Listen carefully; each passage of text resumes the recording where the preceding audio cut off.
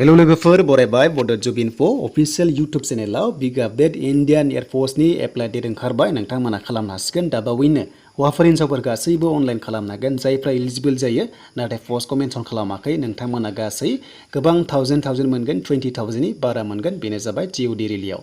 दा फार्स्टआव जोङो इन्डियान आर्मिनि सिलेक्शन प्रसेसखौ नायग्रोगोन जे माबोरै खालामगोन बेनिफ्राय जों लास्टआव इन्डियान एयारफोर्सआव जों नायगोन बेनिफ्राय नेभिया नेक्स्टआव फैगोन दा नोंथांमोनाथ' बे टिअडिआव साख्रि मोननाय लोगो लोगो जेब्ला रिटायार जागोन अब्ला नोंथांमोनाहाय एसएससिआव साख्रि मोनगोन आरो लोगोसे स्टेट पुलिसाव मोनगोन होनना बुंखादों जेला स' नोंथांमोना एप्लाइ खालामना जाबाय जायफ्रानोखि इन्टारेस्टेड दङ दा बिदिब्ला इन्डियान आर्मियाव माबोरै सिलेक्शन खालामगोन फाइनाल लिस्टआव फैनो थाखाय नोंथांमोना मा खालामनांगौ जों बेखौ नायनोसै फैदो दा फार्स्ट पेजआव नोंथांमोना जेब्ला अनलाइन खालामगोन जुलाइआव बेनिफ्राय रिलि आगस्टआव जागोन नालाय नोंथांमोना खारनांगोन 1600 मिटार्स 5 मिनिट 30 सेकेन्डआव खारोब्ला एक्सेलेन्ट जागोन आरो बेयाव 60 नाम्बार मोननाय जागोन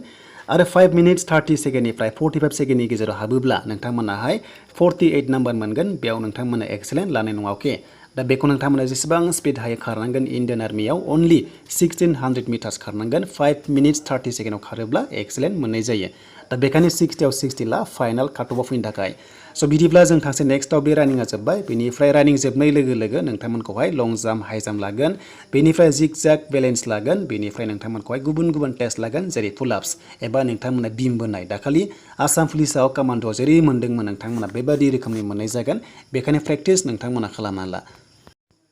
दानिया नोंथांमोना बे पुलआप्सखौहाय 10 बार बोयोब्ला 40 नाम्बार मोनगोन आरो लास्टआ जाबाय 6 बार बोयोब्ला 16 मोनगोन एन्ड 7 बोयोब्ला 21 बेनिफ्राय 8 बोयोब्ला 27 आरो 9 बोयोब्ला 33 दा नोंथांमोना 10 आव 10 ला प्रेक्टिस खालामबाय था बिम बोनायखौहाय गोजौआव बोनाया आसाम पुलिसनि बादियाव स' नोंथांमोना बेखौ प्रेक्टिस खालाम होमबासो नोंथांमोना एक्सेलेन्ट थांनानै नोंथांमोना लास्टआव फाइनाल लिस्टआव थांनायनि चान्स थायो दा बेखायनो बेखौ प्रेक्टिस खालामबाय था बेनिफ्राय लं जाम्प आरो हाइ जाम्पआ जास्ट क्वालिफाइडल' नोंथांमोना क्वालिफाइडल' जानांगौ 9 फिट बारनांगोन आरो लोगोसे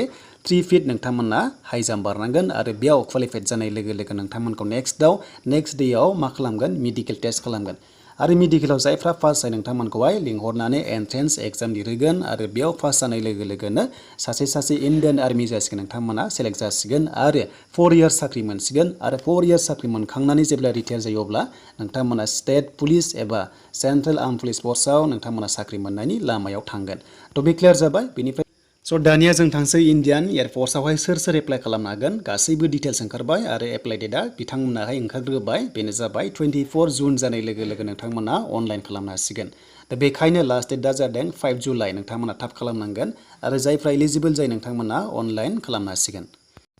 दानिया आं फैबाय अफिसियेल साइटआव नोंथांमोना लिंकखौ मोनगोन डिसक्रिपसनाव आग्निपाथ स्किम बेयाव आं डाइरेक्ट क्लिक खालामबाय बेनिफ्राय नोंथांमोना गोजौआव आग्निपाथ मोनदों बेयाव क्लिक खालामनानै नोंथांमोना जइन एस ए आग्निवीर बेयाव क्लिक खालामनांगोन आरो बेयाव क्लिक खालामनाय लोगो लोगो अफिसियेल नटिफिकेसन बेबायदि डाउनलड जागोन आरो जों नायगोन गासैबो फारि फारि जे बेयाव सोर खालामनो हायो दा बेनि अनलाइन डेट ओंखारबाय 24 जुनाव स्टार्ट जागोन आरो लास्ट डेटआहाय 5 जुलाइसिम थागोन अके दा बेयाव एप्लाइ खालामबा नोंथांमोननि बैसोआ बेसेबां जानांगौ जों बेखौ मिथिग्रोनांगोन नङाबा नोंथांमोना अनलाइन खालामनो हानाय नङा दा बेखौहाय नोंथांमोना स्क्रिनाव नायदों बेखौ होखाजोब्बाय दा नोंथांमोननिया जायखिजाया एप्लाइआ स्टार्ट जासिगोन लास्ट डेटआ 5 जुलाइसिम थागोन स' बिनिफ्राय नोंथांमोननि फरायनाया बेसेबां जानांगौनो बेनो जाबाय एचएस पास जानांगोन स' नोंथांमोना एचएस पास जानांगोन बेनिफ्राय नोंथांमोना माखासे क्राइटेरिया गोरोबनांगोन होमबासो अनलाइन खालामनो हागोन दा बेनो जाबाय हौवाफोर हिनजावफोर गासैबो नोंथांमोना एचएस पास खालामनांगोन बेनिफ्राय नोंथांमोना एचएस पास खालामनानै मा खालामनांगौ 3 इयार्स जायफ्रानोखि डिप्ल'मा दं इन्जिनियारिं नोंथांमोनाबो खालामनांगोन जुदि एचएस पास गैयाब्ला जायखिजाया अपसनाव होनायखौ नोंथांमोना नायदो बेयाव दंखाजोबो पिडिएफ फाइलखौ डाउनलड खालामनानै नाथाय सिम्पलआ जाहैबाय नोंथांमोना एचएस पास खालामनानै 50% थानाय जाथारनांगोन अके स' नोंथांमोना 50% थानाय जानांगोन आरो माखासे साबजेक्ट दङ जेरैहाय फिजिक्स दङ मेथ्स दङ इंलिस दङ नोंथांमोना बेयाव गासैबो नाम्बारा 50 थानांगोन आरो टेटु नोंथांमोना बेखौ नायना लादो नाम्बार 6 आव दं टेटुआ अके बे पिडिएफ फाइलखौ डाउनलड खालामनानै नाय बेनिफ्राय आधार कार्ड थानांगोन नोंथांमोना आधार कार्ड थाथारनांगोन होमबासो अनलाइन खालामनो हागोन बेनिफ्राय नोंथांमोननि सेलारिया गासैबो होखाजोबनाय दङ आरो नोंथांमोनाहाय बेयाव जोनोम जानाय डेटखौ नायोब्ला ओरैबायदि बुंदों जे 29 डिसेम्बर 1999 निफ्राय लानानै 29 जुन 2005 सिम नोंथांमोना बे गेजेराव जोनोम जानाय जानांगोन होमबासो अनलाइन खालामनो हागोन दानिया जोङो फरायनायखौ नायनोसै बेसेबां थामारनांगौ बेनो जाबाय एचएस पास खालामनांगोन हायार सेकेन्डारि पास खालामनांगोन बेनिफ्राय साबजेक्ट होनाय दङ साबजेक्टआ जाबाय मेथामेटिक्स दङ मेथ्स दङ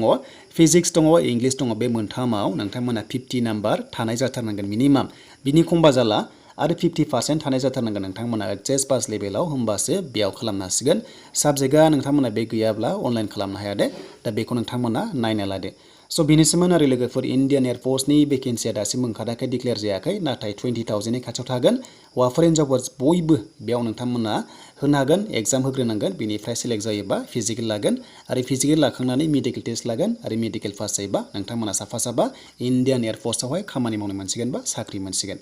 दा बे PDF फाइलखौ नोंथांमोना डाउनलड खालामना ला दा हाइटआ जोबोर खम बेनो जाबाय अनलि 152.5 सेन्टिमिटार अके गोजौआ नोंथांमोना बेखौहाय नायना लादो बेनिफ्राय चेस्टआ बेसेबां जायो आं बेखौहाय डिसक्रिपसनाव होबाय स' नोंथांमोना नायना लादो